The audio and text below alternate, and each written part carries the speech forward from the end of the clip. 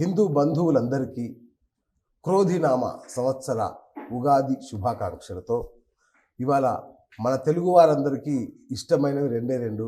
ఒకటి గారెలు, అలాగే రెండోది మన వేణుస్వామి గారి పంచాంగ శ్రవణం. అంటే అతిశయోక్తి కాదు, ఎందుకంటే ఆయన నోట పంచాంగ శ్రవణం వినాలని కొన్ని లక్షల మంది మన తెలుగువారు ఎదురు చూస్తున్నారు.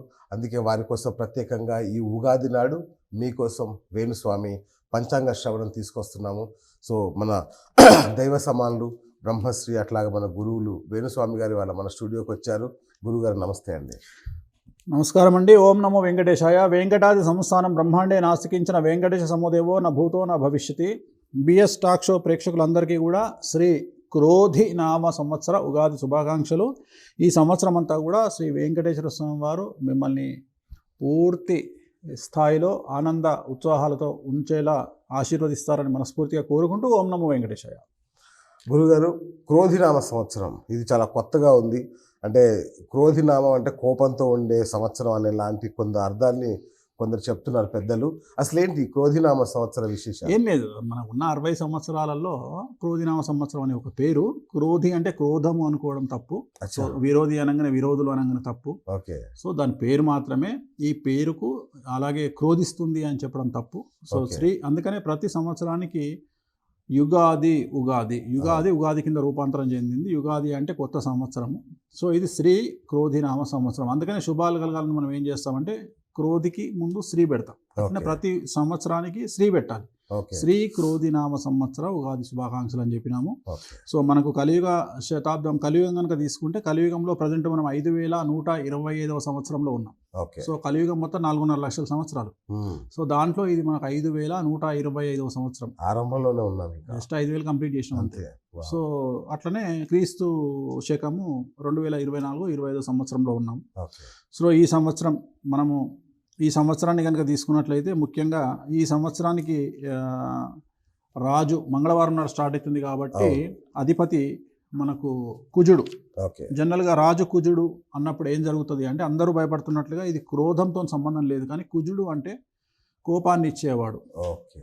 సో ఈ సంవత్సరం ఏం జరగబోతా ఉన్నాయి ప్రకృతికి సంబంధించి అంటే అతి పెద్దనైనటువంటి సునామీలు సూచనలు రావడం, భూకంపాలు ఏర్పడడం, ప్రకృతి వైపరీత్యాలలో సునామీలు ఏర్పడడం, అలాగే అగ్ని ప్రమాదాలు అతి ముఖ్యంగా సంభవించడం, ఈ సంవత్సరం విడాకులు ఎక్కువగా ఉండడం, పాము కాటు వల్ల జనాలు చనిపోవడం అధికంగా ఉండడం, ఎండలు తీవ్రంగా ఉండడం, రోడ్డు యాక్సిడెంట్లు ఎక్కువగా జరగడం.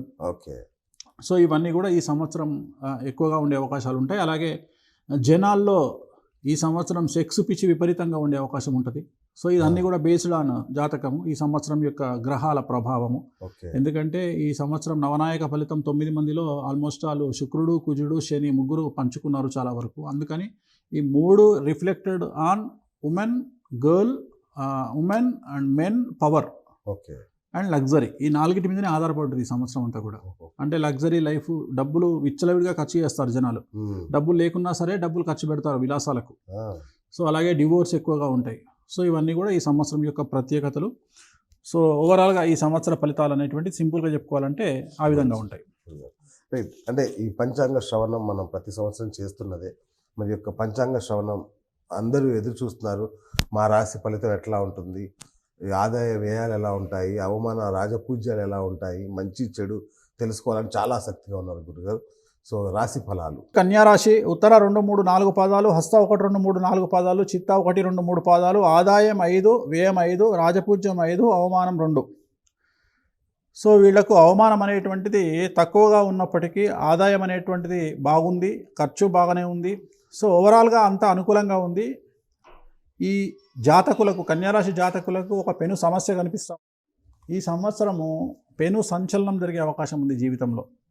ఒకవేళ 2023 జనవరి నుండి 2025 జూన్ మన టార్గెట్ 2.5 సంవత్సరాలు ఇప్పటి వరకు, అంటే ఈ ఉగాది ఏప్రిల్ 9వ తేదీ లోపు మీకు ఏం సమస్యలు లేకపోతే రాబోయే సంవత్సరంలో సమస్యలు వస్తాయి. ఆల్రెడీ మీరు సఫర్ అయ్యి ఉంటే మీకు సమస్యలు రావు. కాబట్టి ఖచ్చితంగా పెను సమస్యలకు దారితీసే అవకాశం ఉంది. జీవితంలో చాలా పెను సంచలనాలు నమోదు కాబోతూ ఉన్నాయి. కాబట్టి కన్యారాశి జాతకుల జీవితంలో పెను సంచలనం అనేటువంటిది నమోదు కాబోతూ ఉంది. న్యాయపరంగా, అలాగే కోర్టు పరంగా కానీ పోలీస్ పరంగా కానీ సంచలనాలు ఉంటాయి. సో అది కాకుండా ఓవరాల్ కనుక ఈ జాతకాన్ని విశ్లేషిస్తే ధనవృద్ధి, క్షేత్రవృద్ధి, పిత్రాజితం కలిసి వచ్చును, మనోధైర్యం చేకూరును, శత్రుపీడ తొలగిపోవును, మిత్రలాభము కలుగును, అలాగే రుణములు తీరిపోవును, ఎప్పటి నుండో ఉన్న సమస్యలు తొలగిపోవుటచే ఉత్సాహంచే ఉండగలరు. భార్య భర్త సంతాన సమస్యలు పూర్తిగా సమస్య అందరూ కలిసికట్టుగా ఉందుదురు. భూ గృహ నిర్మాణాది సకల కార్యములు సిద్ధించును. విదేశీ ప్రయాణములు చేయుదురు. అప్రయత్న కార్యసిద్ధి, అప్రయత్న ధనలాభం కలుగును. మధ్య మధ్య అనారోగ్య సమస్యలుండును. శరీర రుగ్మతలు పెరుగును. చర్మవ్యాధి సంబంధమైన సమస్యలు కలుగును, లేదా ఊపిరితిత్తుల సమస్యలతో ఇబ్బంది పడుదురు. కొత్త వ్యక్తులతో మాట పట్టింపులు ఏర్పడును. కన్యారాశి జాతకానికి సంబంధించి ఒక 3 ముఖ్యమైనటువంటి విషయాలు ఏంటంటే, ఒకటి ఊపిరితిత్తులకు సంబంధించిన హెల్త్ ప్రాబ్లమ్స్ లేదా స్కిన్ ప్రాబ్లమ్స్, అలాగే కొత్త వ్యక్తులతోటి అనవసరమైన గొడవలు జరిగే అవకాశం ఉంది. ఈ 3 పాయింట్లలో మీరు జాగ్రత్తగా ఉంటే కన్యారాశి వాళ్ళకి ఈ సంవత్సరం ఎటువంటి టెన్షన్ లేదు. ఇది ముఖ్యమైనటువంటి సమస్యలు ఈ 3 ఉన్నాయి. ఈ 3 విషయంలో జాగ్రత్తలు తీసుకోండి. ఏమైనా ఇమీడియట్గా మీకు హెల్త్ ఇష్యూస్ అనిపిస్తే డాక్టర్ని సంప్రదించండి. సో ఇది అట్ ది సేమ్ టైం పరిహారం కనుక తీసుకున్నట్లయితే, మీకు ప్రజెంట్ గురువు అష్టమ స్థానంలో ఉన్నాడు కాబట్టి, అష్టమం నవమం 8లో నుండి 9లోకి వస్తున్నాడు. 2 ప్లేసులు నెగిటివ్ కాబట్టి కొద్దిగా ప్రాబ్లం ఉండే అవకాశం ఉంది. రాహుకేతువులు కూడా సప్తమం మరియు జన్మంలో ఉన్నారు కాబట్టి ప్రాబ్లం ఉంటుంది. కాబట్టి మరి ఏం చేయాలి అంటే, మంగళవారం నాడు రెడ్ కలర్ షర్ట్ వేసుకోండి మగవాళ్ళు అయితే, ఆడవాళ్ళు అయితే రెడ్ కలర్ దుస్తులు వేసుకోండి. అండ్ గురువారం నాడు ఎల్లో కలర్ బట్టలు వేసుకోండి. ఈ 2 పాటించండి. అలాగే మంగళవారం నాడు శ్రీకాళహస్తిలో గురు దక్షిణామూర్తి దర్శనం చేసుకుంటే ప్రాబ్లమ్స్ అన్నీ తొలగిపోతాయి. సో ఇది ఓవరాల్గా కన్యారాశి జాతకం.